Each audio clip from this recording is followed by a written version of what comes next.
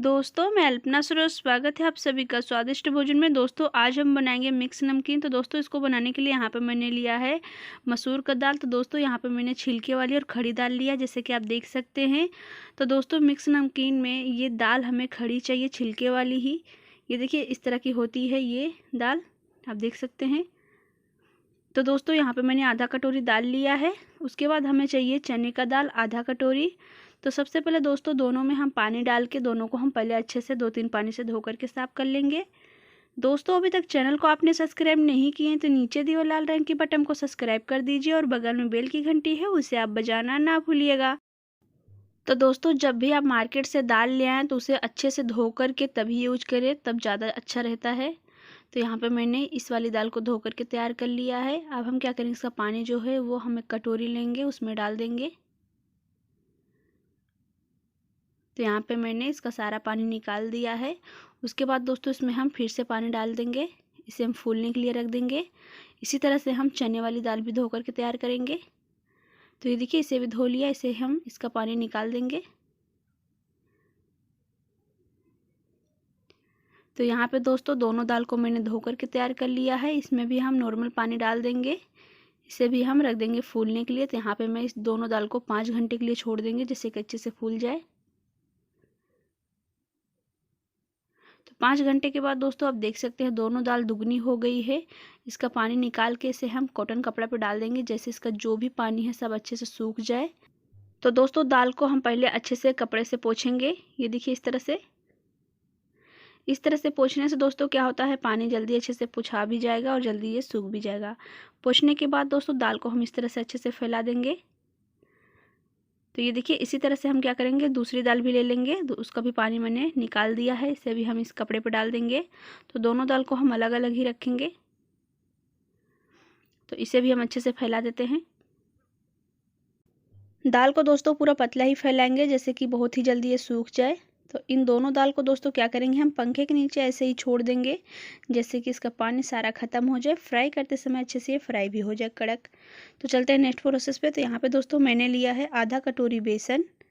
तो इस बेसन में दोस्तों हम डालेंगे आधा चम्मच नमक। ज़्यादा चीज़ें ऐड नहीं करेंगे, इसका हमें बुनिया बनाना है। तो ये देखिए आधा चम्मच से कम यहाँ पर मैंने नमक लिया है। अब इसमें हम दोस्तों डालेंगे 1 चम्मच रिफाइंड का तेल।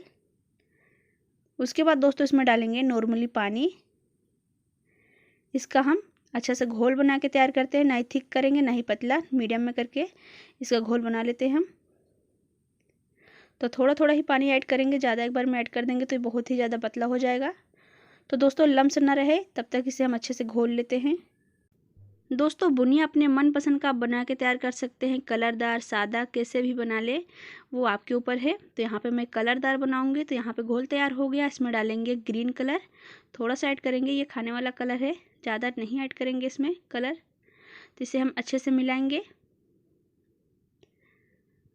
तो ये देखिए दोस्तों इसको मैंने अच्छे से मिला दिया है, ये तैयार हो गया। अब इसे साइड में रख देंगे। दूसरा घोल हम बना के तैयार करेंगे। यहाँ पे मैंने आधा कटोरी बेसन, तेल और नमक थोड़ा सा ऐड किया है, इसमें फिर से थोड़ा सा पानी डालेंगे, इसका घोल बना के तैयार करेंगे।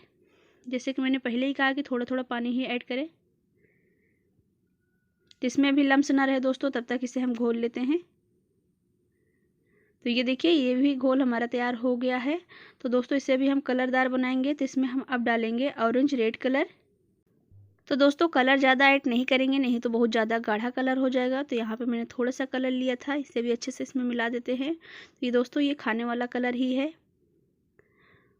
तो आप अपने मन पसंद के कलर भी डाल के इसे बना सकते हैं। तो ये देखिए घोल तैयार हो गया है हमारा। दूसरा भी इसको रख देते हैं साइड में, दूसरा हम तैयारी कर लेते हैं। तो यहाँ पे मैंने लिया है बेसन। दोस्तों इस बेसन से हम बनाएंगे सेव। तो सेव के लिए हम बेसन को अच्छे से लगाएंगे। तो 2 कटोरी मैंने बेसन लिया है, इसमें डालेंगे आधा चम्मच नमक, आधा चम्मच से कम हल्दी का पाउडर, थोड़ा सा बेकिंग सोडा, इसमें डालेंगे 1 चम्मच रिफाइंड का तेल।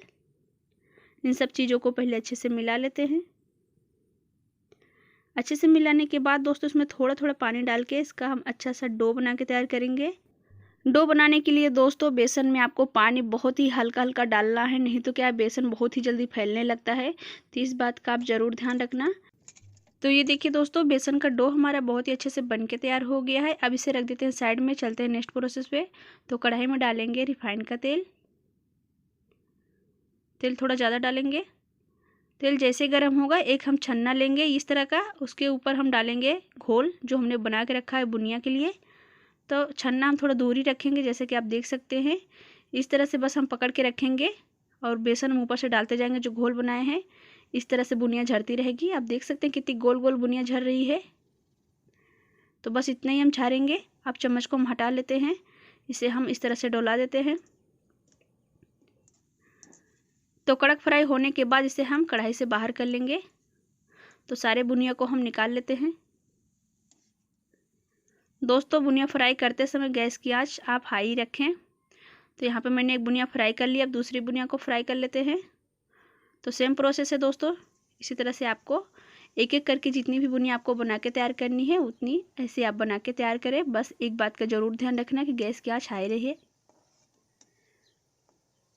तो ये देखिए दोस्तों, दूसरा भी अच्छे से फ्राई हो गया। इसे भी हम कढ़ाई से बाहर कर लेते हैं। तो हम जितनी भी बुनिया फ्राई करेंगे उसे हम टिश्यू पेपर पर निकाल के रखते जाएंगे, जैसे जो भी एक्स्ट्रा तेल है वो सब सोख लेगा। तो सारी बुनिया तैयार हो गई हैं। अब हम सेव बनाएंगे। तो यहाँ पे देखिए मैंने ये मशीन वाला पतला वाला सेव झाड़ने वाला लिया है। मशीन में अच्छे से लगाएंगे तेल।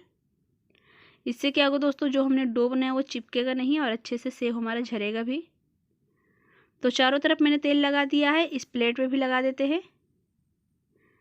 अब इसमें हम मशीन में डाल देते हैं, इसको सीधा कर देते हैं। अब क्या करेंगे दोस्तों, जो हमने डो बनाया है ना उसको हम रखेंगे। तो आधा डो डालेंगे, पूरा एक बार में नहीं डालेंगे। अब इसका हम ढक्कन लगा देते हैं। ढक्कन के नीचे वाले भाग में भी तेल लगा देंगे। तो अच्छे से टाइट कर लेते हैं। अब इसे हम कढ़ाई में छानेंगे डायरेक्ट ही। तो तेल गरम होना चाहिए, उसमें हम इस तरह से देखिए झारेंगे सेव को। मशीन से बहुत ही आसान होता है बनाना दोस्तों, बहुत ही जल्दी बन भी जाता है। इस तरह से आप काट दें और कढ़ाई में छोड़ दें और इसको पकने दें। पकने के बाद ही आप इसे पलटें, नहीं तो टूट जाएगा। तो एक तरफ ये फ्राई हो गया, इसे पलट देंगे दूसरी तरफ। तो सेव दोस्तों दोनों तरफ ही अच्छे से फ्राई हो गया है। इसे कढ़ाई से बाहर कर लेते हैं। इसे हम अलग थाली में रख लेते हैं। उसके बाद दोस्तों अब हम चना दाल फ्राई करेंगे। दोस्तों, दाल फ्राई करते समय गैस की आंच मीडियम ही रखेंगे। उससे क्या होगा, अच्छे से कड़क फ्राई होगा। नहीं तो क्या है, गैस की आंच अगर तेज रहेगी तो ये जल जाएगा और टेस्ट इसका पूरा ख़राब हो जाएगा। तो ये देखिए दाल बहुत ही अच्छे से फ्राई हो गया है। इसे हम निकाल लेंगे, कढ़ाई से बाहर कर लेंगे। उसके बाद दोस्तों अब हम क्या करेंगे, जो हमने मसूर की दाल लिया उसे भी फ्राई कर लेते हैं। तो इसे भी अच्छे से फ्राई करेंगे। चने की दाल जल्दी फ्राई होती है, ये थोड़ा लेट होगा फ्राई। तो ये देखिए ये भी अच्छे से फ्राई हो गया। इसे भी हम कढ़ाई से बाहर कर लेते हैं। तो सारी दाल को हम छान लेंगे। इसे भी हम प्लेट पे रख लेंगे छानने के बाद।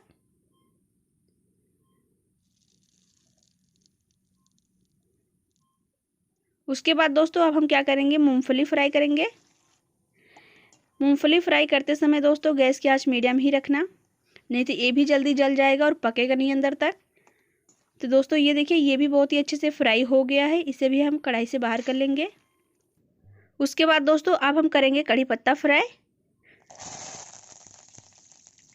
तो ये भी फ्राई हो गया, इसे कढ़ाई से बाहर कर लेते हैं। कढ़ाई का दोस्तों तेल कम कर देंगे, इसमें चिवड़ा फ्राई करेंगे। तो यहाँ पे मैंने लिया है पतला वाला चिवड़ा। तो इसे भी अच्छे से लाल होने तक फ्राई करने के बाद इसे निकाल लेंगे। ये देखिए, तो यहाँ पे दोस्तों मैंने एक एक चीज़ सारे चीज़ों को फ्राई कर लिया है करके। अब हम क्या करेंगे, जो सेव है उसे हम तोड़ लेंगे। तो पूरे से हम छोटा छोटा तोड़ लेते हैं। तो यहाँ पे देखिए दोस्तों मैंने इसको छोटा छोटा तोड़ लिया है। आप अपने से मनपसंद के अनुसार तोड़ सकते हैं।